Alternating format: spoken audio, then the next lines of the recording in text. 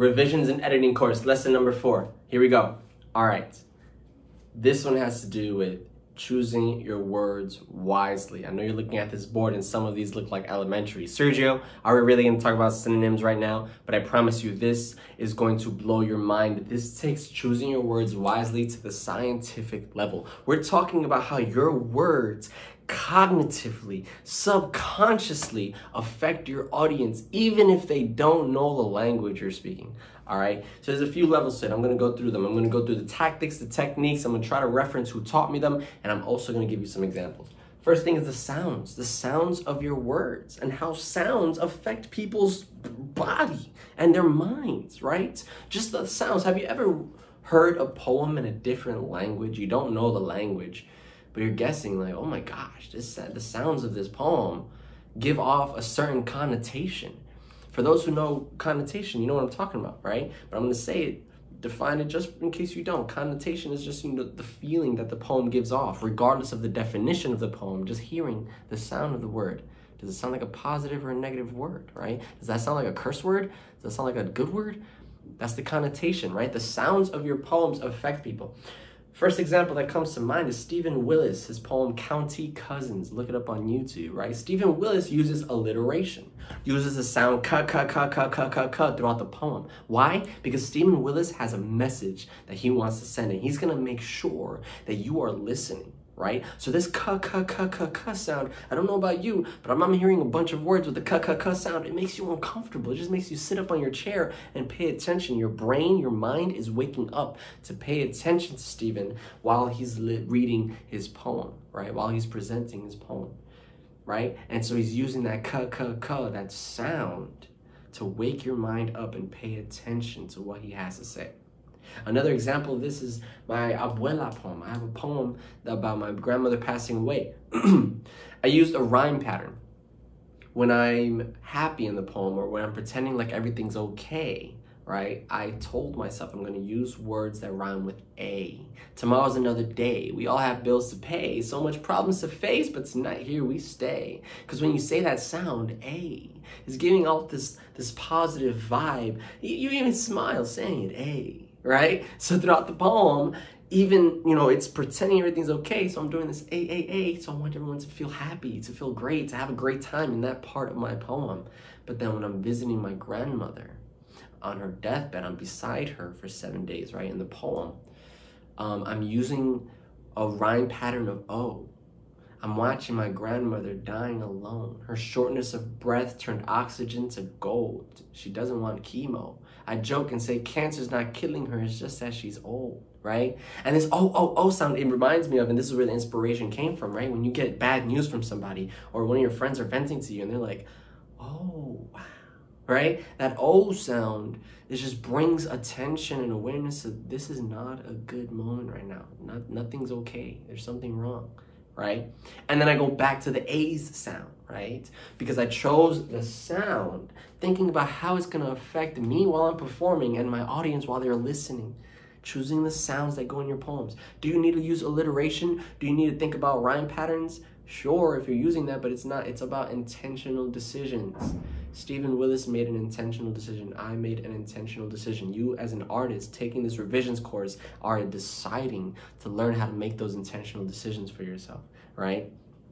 The second level of this level 4, right, or lesson number 4, the second level is synonyms, right? And I know elementary, why are we thinking about synonyms, right? But I'm telling you, it's going to blow your mind. When you choose a word, right? Now we know about the sound. Now we know about the connotations. If you realize, okay, I'm writing a poem and this synonym just doesn't fit with it, put it in Google, look at your options. It's like when you're painting with blue, but now there's like 10 different shades of blue. You're choosing the right shade, right?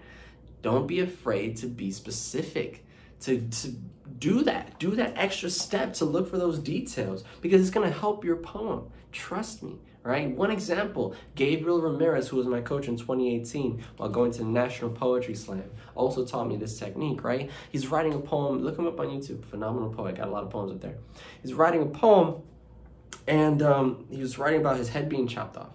And he had to, I remember back when this poem was still in its revision stage, he was like, should I use the word decapitated or severed, right? Decapitated or severed. Virtually, they mean the same thing. He ended up going with severed. I don't remember why, but I asked myself, what would I go with?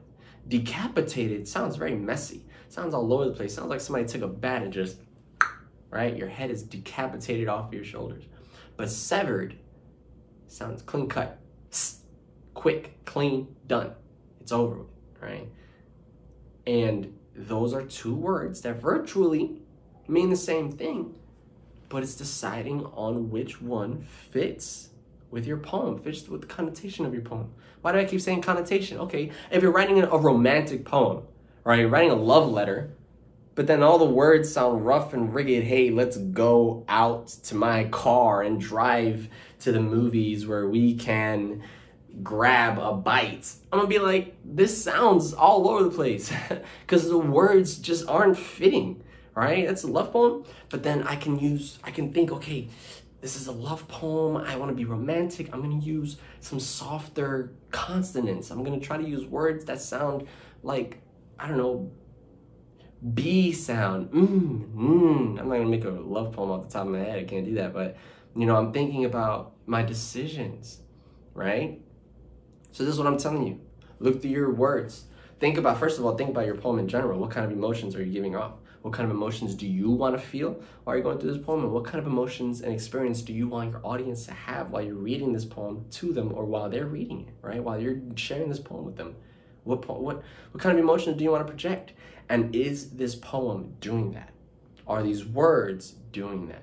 Each and every word. Make sure that your words earn their place. I'm going to go into that more in future lessons, right? But every word has to earn its place in your poem. So think, does this word, no, it's not fitting, the connotation is off? Google synonyms. And you'd be surprised. Trust me, you will find a better word. You're like, oh, you know what? That one sounds better. Slide it in. Easy, right? The third one is cliches. Cliches. Oh my, please use this one, okay? I am tired of hearing people describe blue eyes as the sky, okay? I am exhausted by the cliches that are used in our writing. And it's because it's not our fault. Our minds are subconsciously filling in the blanks while we're writing, right? And so lesson number 4, this whole lesson is about choosing your words wisely, right? If you are writing just to write, it's your first draft, cool. Write it all out. But the minute you notice you wrote a cliche, something that everyone else has written, something that you know someone else has said before, right? And ask yourself, right? Roses are red, violets are blue. Throw that out right now, okay? Cliches. We allow ourselves to break cliches when we choose our words wisely, okay? So if I have to describe the ocean, right? I'm not going to say the ocean is as blue as the sky. That's the first thought that comes to mind. What's the second thought that comes to mind? What's the third one? What's the fourth one? What's the fifth one? And then choose one, right? This allows you to sit down and give your poem your own choice of words, and you avoid those cliches. You avoid sounding like any other poet, right? It's about originality. It's about intention. You're an artist now. You signed up for this course. That means I know that you are trying to improve the quality of your work. The one major way your audience will clock out is by hearing a bunch of cliches, okay? So lesson number 4, just to wrap it up in a bow for you. Choosing your words wisely. Thinking about the sound of your words. If they're giving off the emotions that you want them to, negative or positive connotations, is it going with the emotion of your poem? Choosing your synonyms correctly, right? If words are just too long, or they're too rigid or too rough, or they don't fit your poem, don't be afraid to search up some synonyms, okay? And cliches, avoid cliches by choosing your words wisely, being original with the image, the metaphors, and the similes, and all the figurative language that you're using. Be original. Lesson number 4 was a long one, but it's a gem. All right, put this in your pocket. Thank you, Mahogany Brown, Catherine George, Sean B., DJ Mega, and Gabriel Ramirez, my coaches throughout the years, who have drilled this into my mind. All right, this one's a beautiful one. Put this in your back pocket and make sure you practice it.